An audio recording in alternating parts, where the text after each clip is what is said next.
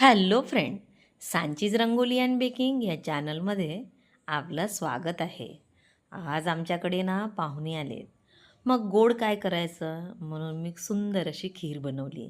तर ती कशाची बनवली असेल मी? तर भाताची बनवली. बघा अशी झटपट खीर आपण सुद्धा बनवू शकता. तर मी मिक्सरच्या भांड्यामध्ये 2 चम्मच भात घेतला आणि त्याला छान मिक्सरमध्ये दूध टाकून फिरवून घेतलं.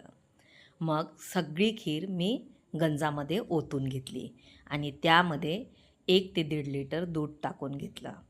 आता या भाताच्या सारणाला आणि दुधाला छान व्यवस्थित मिक्स केल्यानंतर याच्यामध्ये 2 वाट्या भरून साखर टाकली आणि त्याला मस्त असं ढवळून घेतलं. बघा जशी जशी उकळी येत आहे तसा खीर आपली मस्त अशी घट्ट येत आहे. मग आता मेव्याशिवाय खिरीला मजा ती कुठली?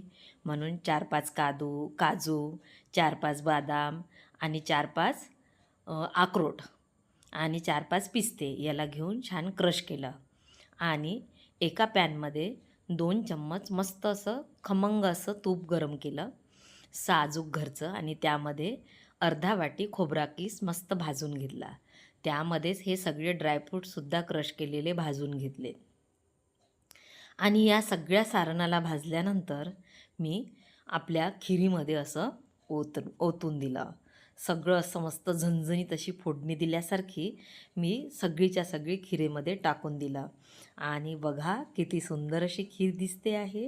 अहो, ही खीर उरलीसुद्धा नाही, सगळीच्या सगळी फस्त झाली. आणि आत्ता याच्यामध्ये आपली खीर रेडी झाली की याच्यामध्ये वेलदोड्याची आणि जायफळाची पूड टाकायची आहे आणि या खिरीला मस्त असं ढवळून घ्यायचं आणि परत एकदा अशी उकळी काढली की खीर अशी गार करायची आणि खायला मस्त रेडी. चला तर मग बाय.